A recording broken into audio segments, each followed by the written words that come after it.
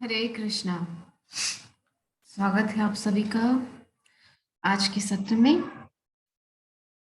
तो कृष्ण पुस्तक के आज के सत्र में हम चर्चा करेंगे कालिया दमन, जो हमारा अध्याय है कृष्ण पुस्तक का 16वां अध्याय है। और इस 16वें अध्याय में हम कल के सत्र में देखे थे कि किस प्रकार भगवान कालिया मान मर्दन करने के लिए यमुना में प्रविष्ट होते हैं और कालिया सर्प भगवान को अपनी कुंडली में जो है दबोच लेता है। और जैसे ही ब्रजवासियों को ये पता चलता है तो सभी वहां एकत्रित हो जाते हैं दौड़ करके। और माता यशोदा तो यमुना में प्रवेश करने की जिद पर आ जाती हैं, किंतु बलराम जो है वो रोकते हैं किसी प्रकार से सबको, और यशोदा मैया वहां पर मूर्छित हो जाती हैं। तो कृष्ण है कुंडली में बंधे हुए हैं। यहाँ भगवान पूर्ण रूपेण अपनी लीला प्रकाशित कर रहे हैं। सर्व समर्थ ईश्वर, जिसकी समानता कोई नहीं कर सकता, जिसके ऊपर कोई नहीं है, उस सर्वेश्वर श्री कृष्ण, पुरुषोत्तम श्री कृष्ण की क्या इतनी सामर्थ्य नहीं जो कालिया की उस कुंडली को तोड़ करके वहां से निकल सके। पहली बात तो कुंडली में उसकी फंसने की जरूरत क्या थी, किंतु यहाँ जो है कृष्ण थोड़ा लीला का आस्वादन, अपनी ही लीलाओं का आस्वादन करते हैं, इसीलिए भगवान का नाम है लीला पुरुषोत्तम। भगवान अपनी ही लीलाओं का आनंद लेते हैं। उसके कुंडली में दबे हुए थे, उसने क्या किया, जोर जोर से सांस ले रहा था। तो कृष्ण जो है तुरंत उस पर टूट पड़े, और जिस प्रकार गरुड़ जो होता है वो सर्प पर झपटता है, इस प्रकार हमला किए जाने पर कालिया ने कृष्ण को डसना चाहा।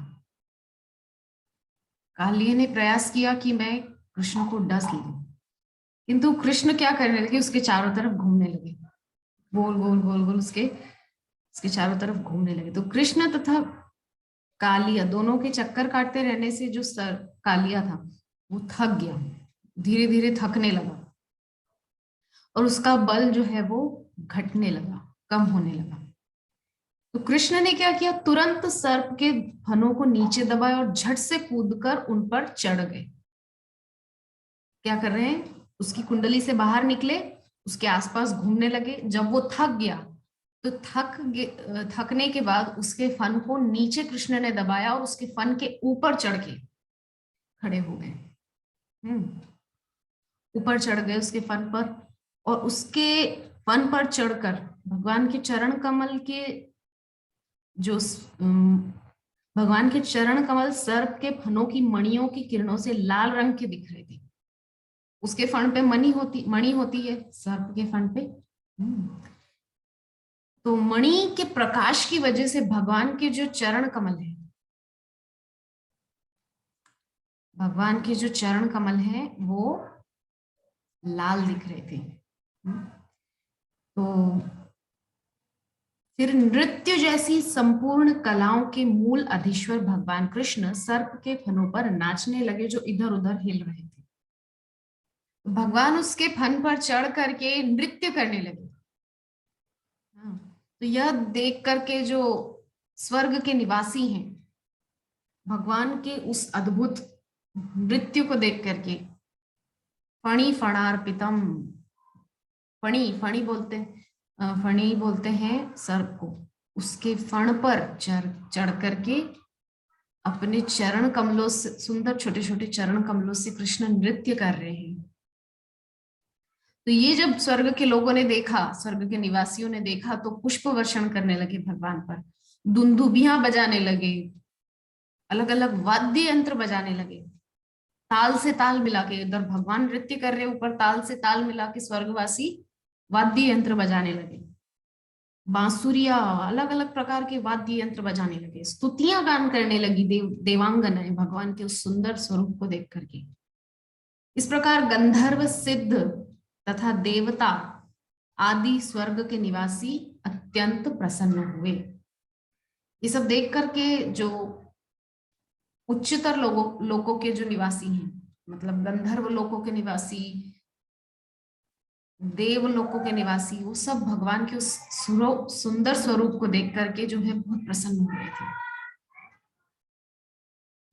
तो जब कृष्ण कालिया के फनों पर नाच रहे थे, तो उसने अन्य फनों के द्वारा उन्हें नीचे गिराना चाहा। कृष्ण ने क्या किया, कालिया के फन पर चढ़ गए थे, और फन पर जैसे ही चढ़े तो कालिया ने प्रयास किया कि मैं अपने बाकी के फनों से उसको नीचे गिरा दूं। कालिया के क्या थे, लगभग 100 फन थे, किंतु कृष्ण ने सबों को अपने वश में कर रखा था। 100 के 100 फन कृष्ण ने अपने वश में कर रखे थे। तो वे उन पर अपने चरण कमलों का प्रहार कर रहे थे, एक एक करके सब पे, एक फण से दूसरे फण पे कूद जाते, उसको दबाने लगते, फिर दूसरे को, इस प्रकार से उसके सभी फणों को कृष्ण अपने चरण कमलों से दबाने, प्रहार कर रहे थे उस पर। तो जो कालिया के लिए क्या हो रहा था, असह्य हो रहा था, बहुत कष्ट हो रहा था उसको, और भगवान उसको वही समझाना चाह रहे थे कि तुम्हारी वजह से यहाँ जो लोग हैं उनको कितना कष्ट हो रहा है। विषैला तुमने जल कर दिया है, अब इस जल का कोई पान नहीं कर सकता। धीरे धीरे क्या हुआ, कालिया के प्राण पर आ बनी, मतलब लगभग मरने की स्थिति आ गई उसके लिए। वह सभी प्रकार का मल वमन करने लगा और अपने फूतकार से अग्नि निकालने लगा। अपने मुख से उसने अग्नि प्रकट करना शुरू कर दिया। इस प्रकार अपने भीतर से विषैले पदार्थ निकाल निकाल कर कालिया पापमय स्थिति को प्राप्त हो गया। वह अत्यंत क्रोध से आत्मरक्षा के लिए संघर्ष करने लगा और भगवान को मारने के लिए उसने अपना एक फन उठाया, किंतु उन्होंने तुरंत उसे पकड़कर पाद प्रहार द्वारा वश में कर लिया। काली ने क्या किया, एक फण अपना उठाया और भगवान को मारने के लिए चेष्टा की, लेकिन भगवान ने उसको पकड़ के उसको भी अपने वश में कर लिया और उस पर भी नाचने लगे, उस फण पर भी। तो ऐसा लग रहा था मानो भगवान विष्णु की पूजा हो रही हो। सर्प के मुख से निकल रहे विष पुष्पांजलि से प्रतीत हो रहे थे। फिर काली अपने मुख से विष के स्थान पर रक्त वमन करने लगा।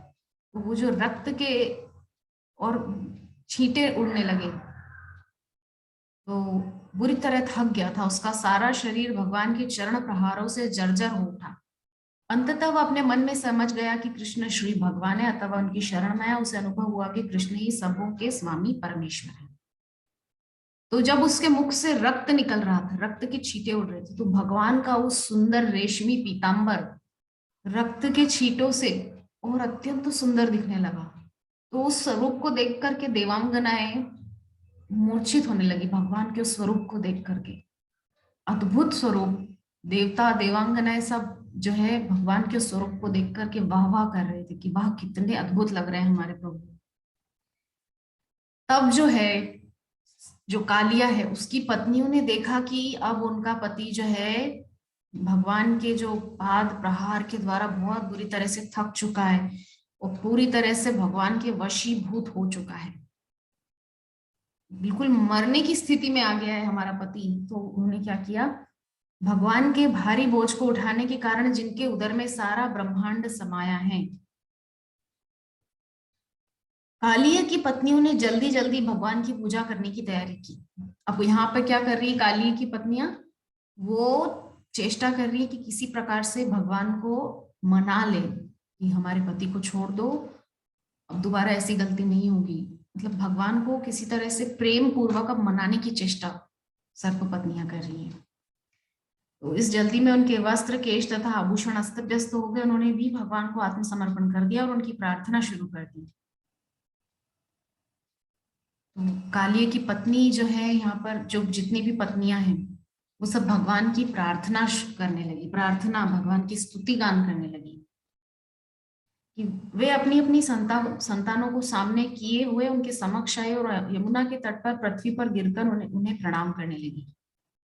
भगवान को प्रणाम किया, अपने संतानों को सामने रख करके भगवान से दुहाई की है कि हमारे पति को आप छोड़ दीजिए। नागपत्नियां जानती थी कि कृष्ण समस्त शरणागतों के शरण हैं और वे अपनी प्रार्थनाओं द्वारा भगवान को प्रसन्न करके अपने पति को आसन्न संकट से छुड़ाने के लिए इच्छुक थी। तो कृष्ण को प्रार्थना कर रही है कि हमारे पति को छोड़ दीजिए। इस प्रकार से बार बार बार बार भगवान के सामने निवेदन कर रही है, प्रार्थना कर रही है। तो नाग पत्नियों ने इस प्रकार प्रार्थना की कि हे भगवान, आप समदर्शी हैं, आपके लिए अपने पुत्रों, मित्रों या शत्रुओं में कोई भेद नहीं है, कोई अंतर नहीं है, आप कोई अंतर नहीं समझते। अगर भगवान अंतर समझते तो क्या पूतना को माता यशोदा और देवकी को मिलने वाली गति प्रदान करते? नहीं। अंतर अगर समझते तो फिर उसको राक्षसी मान के उसको तो नरकों में भेज दिया जाता। नहीं, लेकिन भगवान ने उसको माता यशोदा और देवकी की गति प्रदान की है। अतः आपने कालिया को जो दंड दिया है वह सर्वथा अनुकूल है। हे स्वामी, आप दुष्टों के संहार के लिए ही इस जगत में अवतरित हुए हैं, और चूंकि आप परम सत्य हैं, अतः आपकी कृपा तथा दंड में कोई अंतर नहीं है। अतः हम सोचती हैं कि कालिया को दिया गया दिखने में दंड लगने वाला यह दंड वस्तुतः कोई वरदान है। जो नागपत्नियां हैं वो आपस में भगवान से प्रार्थना करी सब मिल करके कि आपने जो दंड दिया है ना वो असल में अच्छा ही है। वो दूसरों को ऐसा लग रहा है कि वो दंड है, लेकिन वो दंड नहीं है, वो तो वरदान है। आपने तो अपना चरण कमल हमारे पति के सिर पर रखा है, ये तो बहुत बहुत बड़ा वरदान है हमारे पति के लिए। ऐसा महान सौभाग्य उनको प्राप्त हुआ, ये तो सबके लिए साधारण, सबके लिए सुलभ नहीं है ये चीज। तो आपने जो हमारे पति को दिया है अपने चरण कमल और सर पे उनके पधरा दिए, तो हम आपके दंड को आपकी परम कृपा समझती हैं। आपने जो चरण कमल हमारे पति के सिर पर पधराए हैं वो बहुत बड़ी कृपा है आपकी। क्योंकि जब आप किसी को दंड देते हैं तो उसका अर्थ यह लगाया जाता है उसके पाप कर्मों का फल समूल नष्ट हो गया है। यह स्पष्ट है कि काली नाग के शरीर में प्रकट यह तुच्छ प्राणी समस्त प्रकार के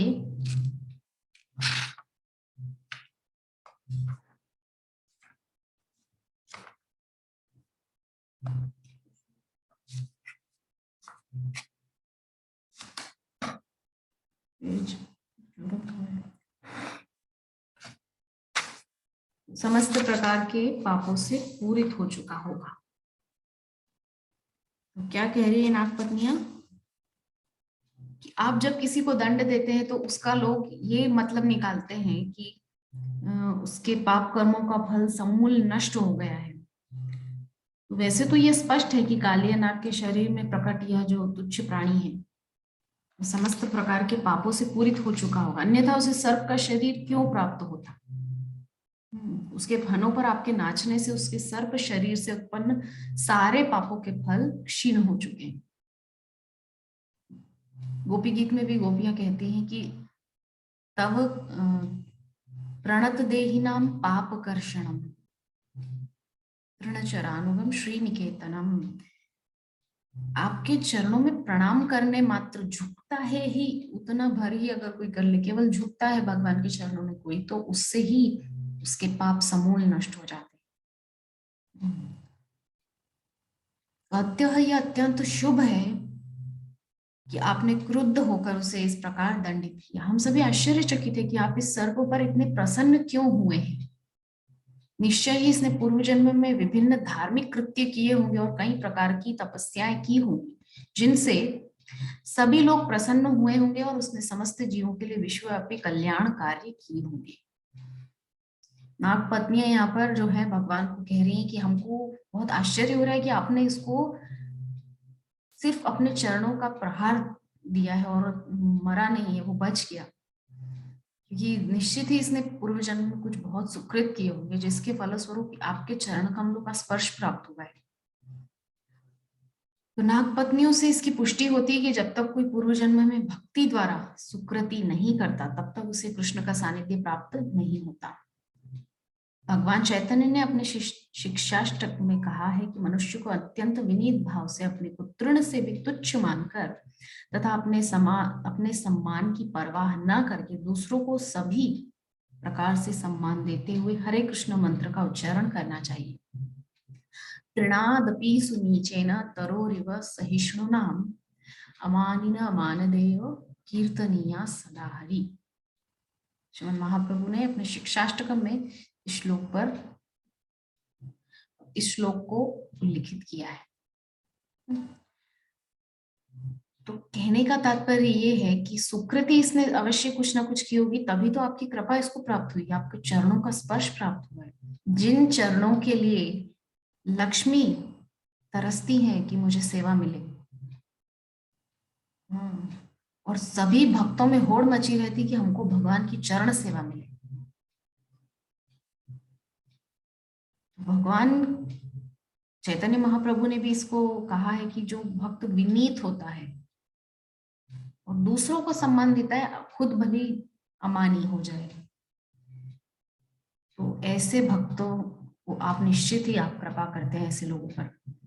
तो नागपत्नी आश्चर्यचकित थी कि यद्यपि अत्यंत भयानक पाप कर्मों के कारण कालियों को सर्प का शरीर प्राप्त हुआ था, किंतु तो भी वह कृष्ण के चरण कमलों का सानिध्य प्राप्त कर रहा था। निश्चय ही यह किसी साधारण पुण्य कर्म का फल न था। इन दो विरोधी तथ्यों से वे विस्मित थी कि एक तो इतना जो है क्रोधी शरीर प्राप्त हुआ है उसको, सर्प का शरीर जो बहुत क्रोधी होता है, तुरंत फन फैला के जो है किसी को भी डसने की तैयारी करने लगता है, विषैला। और एक तरफ उस पर इतनी कृपा, भगवान अपने चरण कमल स्पर्श करा दिए, चरण कमल पधरा दिए उसके माथे पर। तो ये जो कॉन्ट्राडिक्शन है, ये जो क्या कहना चाहिए विरोधाभास है, इससे नागपत्नियां बहुत विस्मित थी, बहुत आश्चर्यचकित थी कि आपने उसके सिर पर अपने चरण कमलों की धूली धारण करने का शुभ अवसर उसको दिया। आपने जो है उसके माथे पर अपने चरण कमल की धूली प्रदान की, तो बहुत आश्चर्य की बात है। इसकी कामना बड़े बड़े साधु लोग करते हैं, यहाँ तक कि लक्ष्मी जी तक को आपके चरण कमलों की धूली का सौभाग्य प्राप्त करने के लिए कठिन तपस्या करनी पड़ी। आपने केवल इसको किस किस लिए आपने इसको अपने चरण कमलों का स्पर्श दिया है? नागपत्नियां तो आश्चर्य में पड़ गई। तो हमने शास्त्रों से सुन रखा है कि जिन्हें आपके चरण कमलों की रज का वरदान प्राप्त हो जाता है, वे इस ब्रह्मांड में ब्रह्मा जैसे सर्वोच्च पद या कि स्वर्ग का राजत्व अथवा इस लोक की सार्वभौम सत्ता तक की परवाह नहीं करते।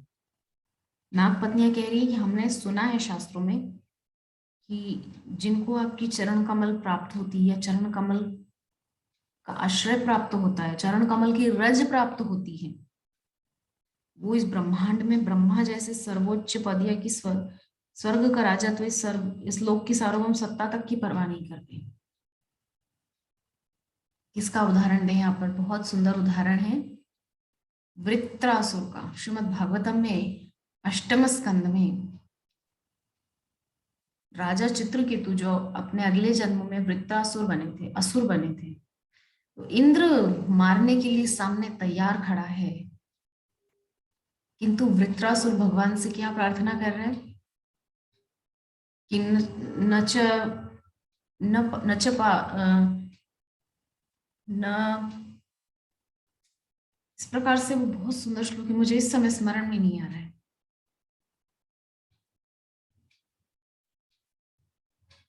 न सार्वभौमम न रसाधिपत्यम न योग सिद्धि पुनर्भवम वा। तो मुझे आपसे न तो मुझे स्वर्ग का सुख चाहिए, न मुझे ब्रह्मा की गादी चाहिए, न मुझे इंद्र का आसन चाहिए, न मुझे संसार में कोई सत्ता चाहिए, इस भौतिक जगत में भी मुझे कोई सत्ता नहीं चाहिए, न मुझे न रसातल का राज्य चाहिए, न रसाधिपत्यम, न च पारमेष्ठ्यम, न योग सिद्धि पुनर्भवम, मुझे कोई योग सिद्धि भी नहीं चाहिए, अपुनर्भवम, मुझे वैकुंठ भी नहीं चाहिए, मुक्ति भी नहीं चाहिए। समंज सत्वा विरहय्य कांक्षी, क्या कह रहे हैं, मुझे केवल आपका विरह चाहिए, आपकी याद में मैं तड़पता रहूं, बस मुझे यही चाहिए। वृत्रासुर असुर होके भगवान से वो इतनी बड़ी चीज मांग रहा है। वो नाग पत्नियां यही कह रही कि आपके चरण कमल या चरण कमलों की रज का भी कोई आश्रय ले लेता है तो उसको बड़े से बड़ा साम्राज्य भी नहीं चाहिए, वो तो धूल के समान उसको मान के झटक देता है अपने जीवन से। भक्तों को तो केवल आपके चरणों का आश्रय चाहिए। हाँ।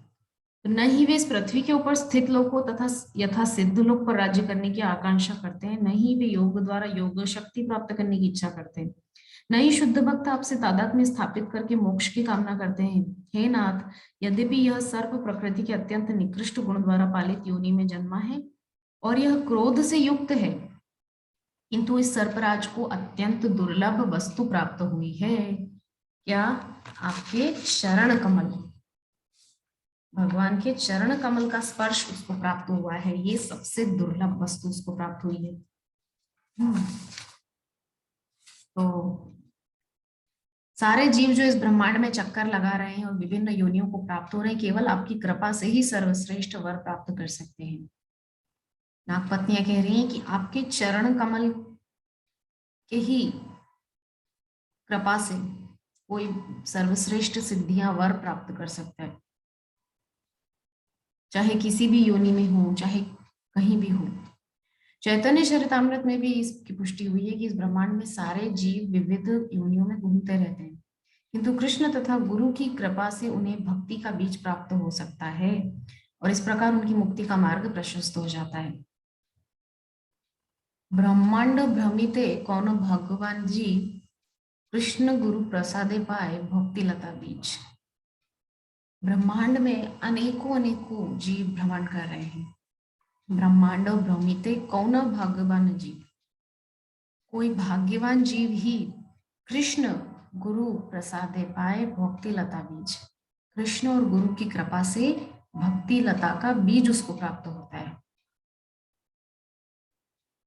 तब उसको जो है अपनी नियत स्थिति में वो प्राप्त कर पाता है। नियत स्थिति को मतलब हमारी जो वैधानिक स्थिति है, हम यानी कि हमारी जो कॉन्स्टिट्यूशनल पोजीशन है, वो है कृष्ण का नित्य सेवक होना, और हम हैं, हम उनके चिर सेवक हैं, इटर्नल सर्विटर्स हैं, किंतु हम भूल गए हैं। तो उस लॉस्ट मेमोरी को रिवाइव करने के लिए क्या करते हैं, हम शास्त्रों का आश्रय लेते हैं, शास्त्रों का सहारा लेते हैं, गुरु का आश्रय लेते हैं। तो हमको पुनः याद आता है, हाँ हम तो कृष्ण के सेवक हैं।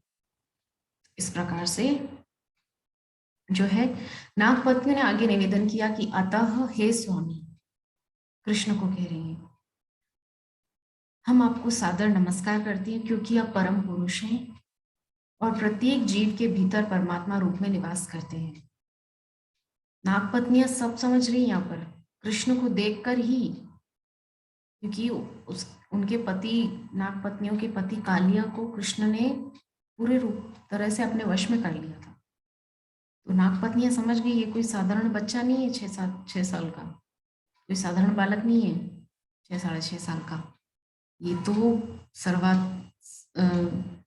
सर्वाधिपति जगन निवास श्री कृष्ण है, गोपाल है, गोविंद है, नंदनंदन यशोदानंदन है। तो गोपियां, नागपत्नियां जानती हैं मर्म को, समझ गई हैं वो अच्छे से, इसीलिए वे सादर नमस्कार कर रही हैं और क्या कह रही हैं कि आप परमात्मा रूप में सबके भीतर निवास करते हैं। ये राज भी उनको पता चल गया है, सब जानती हैं। तो आप इस दृश्य जगत से परे हैं, किंतु आप पर ही सब कुछ निर्भर है।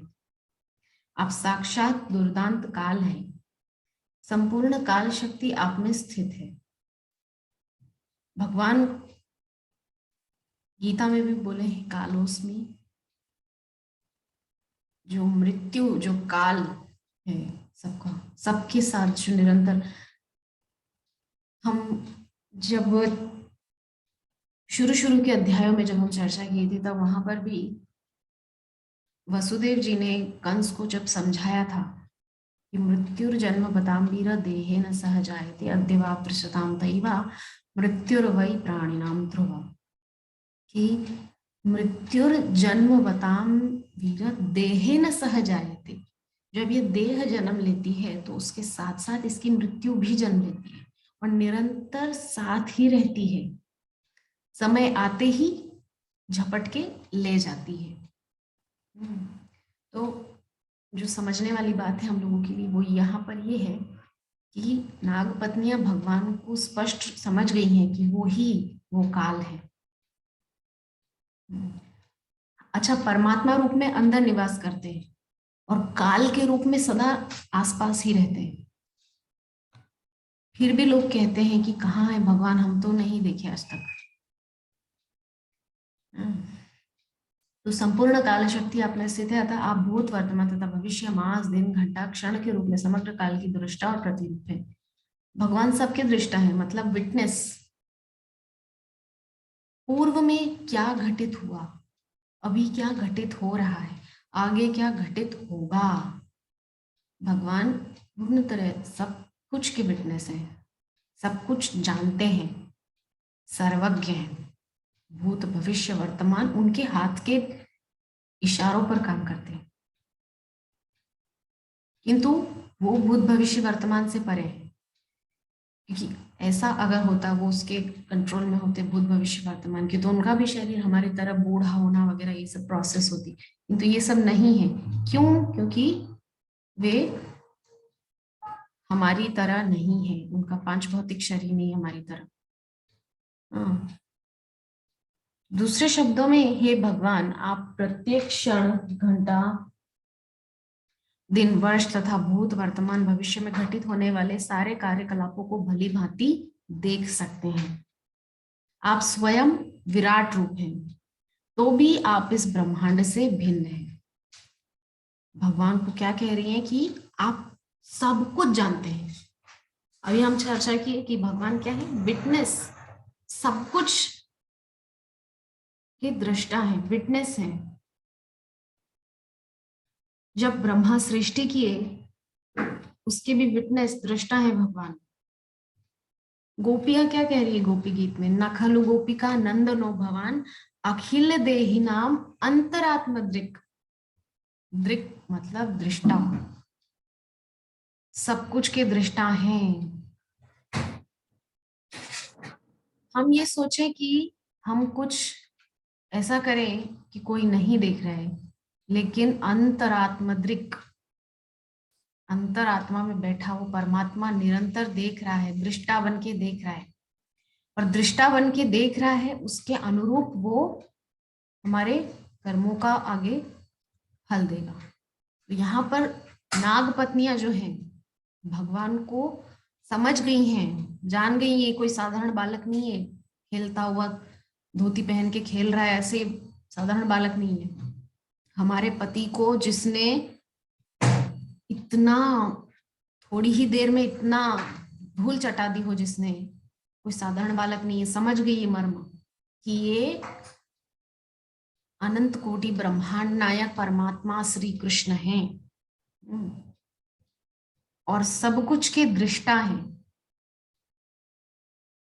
तो बार बार भगवान को क्या कर रही है, नमस्कार कर रही है। आप स्वयं विराट रूप है। देखिए यहाँ पर उन्होंने स्पष्ट बोल दिया भगवान को विराट रूप। विराट रूप का श्रीमद् भागवतम में द्वितीय और तृतीय स्कंद में बहुत अच्छे से वर्णन है कि किस प्रकार से ये सारी सृष्टि विराट स्वरूप के ही अंदर में विराजमान है। ब्राह्मण भगवान का मुख है, क्षत्रिय भगवान का वक्षस्थल और भुजाएं हैं, कटिप प्रदेश जंघाएं वैश्य हैं और चरण भगवान के शूद्र वर्ण हैं। तो इस प्रकार से भगवान को विराट कह करके विराट रूप उनको बता रही है। भगवान विराट हैं, उनके ही अंदर ये सारी सृष्टि है, किंतु फिर भी भगवान इससे भिन्न है।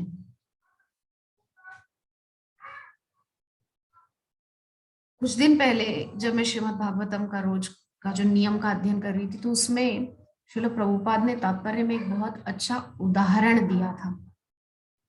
जब विदुर जी ने मैत्रेय ऋषि से पूछा कि ये काल क्या है, समय काल क्या है, ये काल के ऊपर थोड़ा प्रकाश डालिए। तो वहां पर मैत्रेय ऋषि ने बताया कि काल स्वयं भगवान ही है, किंतु काल के चक्र से परे है।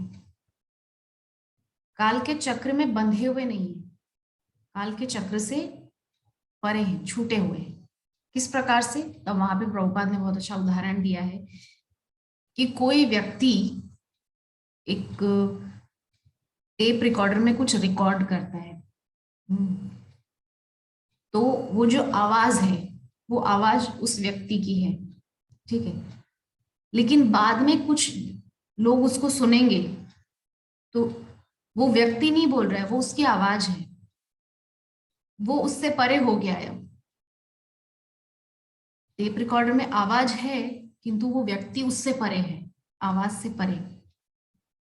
उसी प्रकार से काल भगवान ही है। गीता में भगवान ने कालोस में घोषणा की है कि मैं ही काल हूं, किंतु मैं परे हूं। कृष्ण सर्वथा परे हैं इन सब चीजों से।